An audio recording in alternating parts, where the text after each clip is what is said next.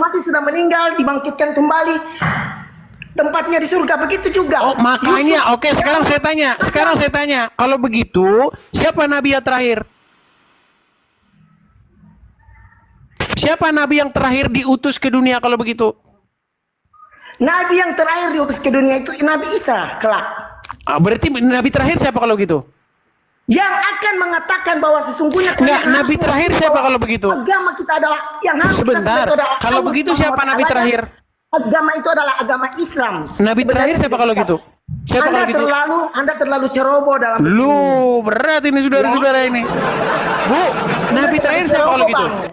Enggak, nabi terakhir siapa kalau gitu? Siapa nabi terakhir? Nabi terakhir kami adalah Nabi Muhammad SAW. Tadi katanya Isa yang akan datang, gimana ini berat ini? Iya, tapi Nabi yang akan diturunkan kelak di hari akhir hayatnya dunia ini adalah Isa. Oke, berarti siapa nabi terakhir? Nabi Muhammad. Saya tak kiri. Nabi Muhammad berat saudara-saudara. Yang tanpa suami yang terakhir datang Nabi Isa, tapi Nabi yang terakhir Muhammad. Berat saudara-saudara. Saya tanya, Isa lahir dari siapa? Sekarang saya tanya, Nabi terakhir adalah Muhammad, tapi Nabi yang akan datang malah Isa. Berarti Nabi yang terakhir siapa? Nabi Isa lahir dari perutnya siapa? Berat saudara-saudara, berat. Perutnya Maryam, bukan kuasanya Maryam. Bu, sesungguhnya lebih siapa Nabi terakhir? Dari kuasa Maryam dan Isa. Siapa Nabi terakhir? Ingat. Siapa Nabi Isa terakhir? lahir dari perutnya Maryam. Siapa Nabi terakhir? Maryam siapa? Hanya seorang ibu. Nabi terakhir siapa? Terjadinya Isa dalam perutnya Maryam atas kuasa siapa? Dialah. Nabi terakhir siapa, Bu? Saya tidak perlu. Cukup sekarang saya jawab. Sekarang sudah goncang imannya, saudara-saudara. Sudah goncang imannya. Sudah goncang. Oke, siapa Nabi terakhir? Anda itu tertawa pada diri Anda sendiri. Berat, saudara-saudara. Siapa Nabi terakhir? Saya tidak akan menjawab siapa Nabi terakhir. Siapa Nabi terakhir? Saya tidak akan menjawab karena sudah saya jawab. Oke, baik. Terima kasih. Kalau sudah tidak mampu menjawab, kita berikan kesempatan kepada muslim yang lain. Baik, terima kasih, Bu. Memegang agama kamu. Jangan marah-marah, Bu. Jangan marah-marah. Jangan marah-marah ya. Jangan marah-marah. Ditanya siapa nabi terakhir langsung linglung kelimpungan begitu. Sudah huruf Latin A L L A H dibaca Allah, padahal itu harusnya dibaca Allah. Betul. Coba, Bu Intan, coba kita mengeja satu-satu. A L L dibaca apa? Allah. Ya kan, berarti harus sekolah lagi baca huruf Latin. Makanya saya katakan, Bu Intan, yang berbunyi Allah itu hurufnya bukan Latin ABCD, tapi hurufnya hijaiyah, alif, lam, lam, ha. Itulah kenapa di atas kubah-kubah masjid belum pernah ada hurufnya Latin A, L, L, A, H. Selalu hurufnya alif, lam, lam, ha. Tapi begini loh Pak Edis ya. Lebih berhak kami orang Islam yang menggunakan bahasa Arab dengan lajahnya bahasa Arab, atau Pak Edis dan sekumpulan orang beragama Kristen lain menggunakan kata Allah. Baik, saya jawab. Kata Allah dalam saya Bible, jawab. Edis, Justru seharusnya penerjemah Quranlah yang harus menarik kata Allah itu dari terjemahan Al-Quran. Karena apa? Karena alif lam lam ha tidak logis kalau diterjemahkan menjadi A L L A H. Itu bukan karena 4 huruf. Pak Edi. Alif lam lam ha itu cuma 4 huruf loh. Alif 1 huruf, lam 2 huruf, lam lagi 3 huruf, ha jadi 4 huruf. Berarti, alif lam lam ha. Pak Edis belum belajar itu tajwid. Loh, kalaupun mau diterjemahkan menjadi huruf Latin bukan A L L A H, harusnya Allah, W L O H. Baru benar. Itu aja ya teman-teman ya. Oke, baik. Lagi pula Bu Intan, tidak ada loh perintah terjemahkanlah Quran ini dalam huruf Latin, tidak ada. Pak Edis. Loh, ada tertulis kullu bidatin dolalah wa kullu dolalatin finnar. Segala yang diada-adakan itu bid'ah, dan segala yang bid'ah itu tempatnya di dalam api. Oke, termasuk Bapak juga bid'ah ya? Termasuk Bapak juga bid'ah juga. Bid'ahnya di mana? Karena Bapak tidak ada pada zaman Nabi Muhammad, bid'ah kan? HP juga bid'ah. Bapak Oh mau bilang gitu? jelas, tetapi di dalam agama kami yang diada-adakan terkemudian itu tidak ada dikatakan bahwa itu adalah sesat di dalam api neraka. Bapak, kan orang bilang Bapak. Aduh. Oke lah, Ibu Intan, Anda sudah mengakui bahwa akal wanita itu separuh. Mungkin kita Iya, kasih kesempatan yang laki-laki ya. Teman-teman yang laki-laki di sini hati-hati, bimbing wanitanya, bimbing istrinya, jadi orang yang baik, yang bagus. Tapi Bu Intan, saya pernah ngobrol loh. Ini Ya. obrolan nakal ya, obrolan sedikit nakal. Saya pernah ngobrol sama seseorang begini. Kamu perempuan rela dipoligami ya? Iya. Tapi katanya kalau dipoligami itu nanti pintu surga itu terbuka lebar dan dikatakan bahwa akal wanita itu separuh, jadi nggak usah bantah-bantah.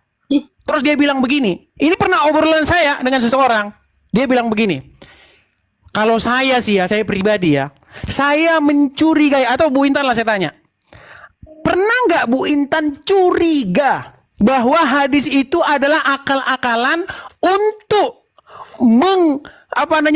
menguasai wanita? Dibuat hadis palsu untuk mengontrol wanita. Itu bagi orang yang suka memanfaatkan saja. Itu yang pertama. Yang kedua gini Pak Edis ya, poligami itu bukan diajarkan di Islam, maaf ya Pak Edis. Jadi dari sebelum turunnya Islam. Oke, sekarang saya tanya nih Bu Intan. Bu Intan, kalau suami bilang begini, Intan, apa? Kamu saya poligami ya, supaya pintu surga terbuka lebar bagimu. Kira-kira kamu menurut kamu itu akal-akalan kamu atau memang itu betul? Ya udah, kalau saya bilang betul gini Pak ya, wanita diberi dua Pak, mau tetap menjadi istri atau jadi mantan istri, betul enggak? Bebas kan? Oh, berarti langsung menceraikan suami? Bukan juga kayak gitu. Ini kita perempuan kan diberi dua pilihan, tetap menjadi istri atau jadi mantan istri, ya bebas Oke, aja. kalau Ibu Intan misalnya suami berpoligami, yang Ibu Intan pilih rela menjadi dimadu dengan istri-istri yang lain atau bercerai? Tergantung. Nah, berarti tidak mau pintu surga ini. Berarti tidak mau pintu surga dibuka lebar ini. Pintu surga tuh ada di mana aja Pak Edis. Nah, berarti makanya saya katakan sesungguhnya Anda sedang meragukan hadis itu sebagai akal-akalan kaum pria untuk mengontrol kaum wanita. Nggak ada. Jadi gini Pak Edis ya, kalau Bapak bilang mengajarkan poligami salah. Bapak tahu kan sebelum adanya Islam bukan lagi poligami tuh, udah berapa banyak? Bahkan di dalam Islam membatasi 4 saja. Tapi ingat, kalau tidak bisa adil hanya 1. Oke, sekarang saya tanya, kalau memang batasannya 4 saja, kenapa Muhammad lebih dari 4? Bapak, kalau Bapak bilang itu lagi, pasti Bapak dia mau membawa saya ke bahasan Bapak. Itu pengecualian. Oke lah, oke, bisa kita lanjutkan lagi di lain waktu. Oke. Bapak terima kasih banyak ya. Sama-sama Bu Intan, Ya, sama-sama Bu Intan. Tapi saya inilah yang terakhir Pak ya, yang lebih berhak menggunakan kata-kata Allah adalah orang Islam. Kenapa? Karena kata Allah itu dari bahasa Arab.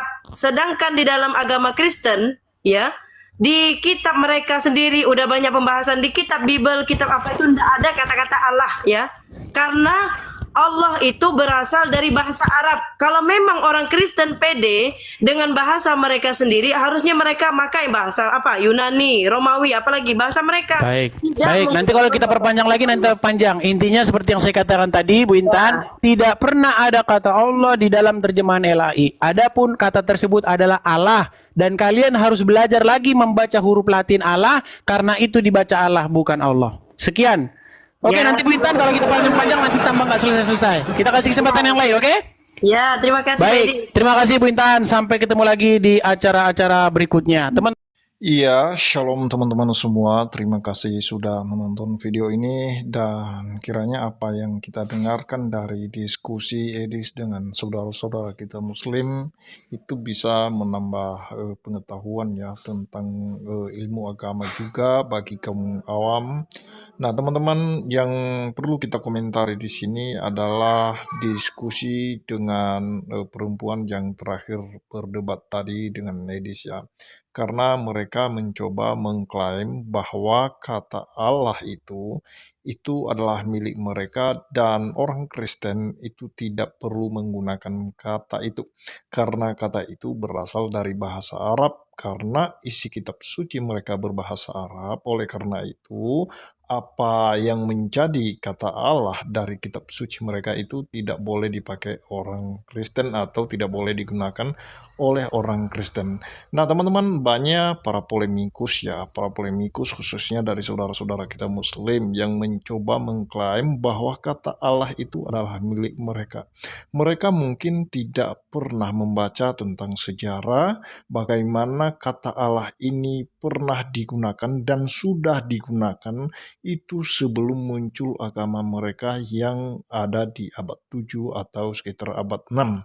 Nah, teman-teman, yang menjadi pertanyaannya, apakah benar ada orang atau ada agama sebelumnya atau ada keyakinan sebelumnya yang menggunakan kata Allah itu? Tentu saja, teman-teman ya. Tentu saja ada orang yang menggunakan kata Allah. Nah, khususnya orang-orang Kristen yang ada di Arab, dan juga ada banyak bukti prasasti yang dimana tertulis kata Allah di sana.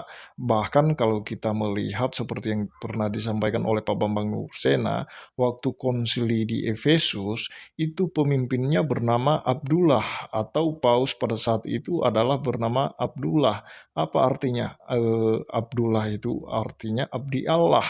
Nah, artinya bahwa kata itu kalau sudah ada orang yang bernama itu, teman-teman, Abdullah itu, artinya sudah ada penggunaan kata Allah itu. Dan itu jauh sebelum lahirnya agama mereka di abad 7 dan 6. Karena baik bahasa Ibrani, Aram, dan Arab itu bahasa serumpun, teman-teman ya. Demikian yang saya sampaikan, kiranya Tuhan Yesus memberkati kita semua. Shalom.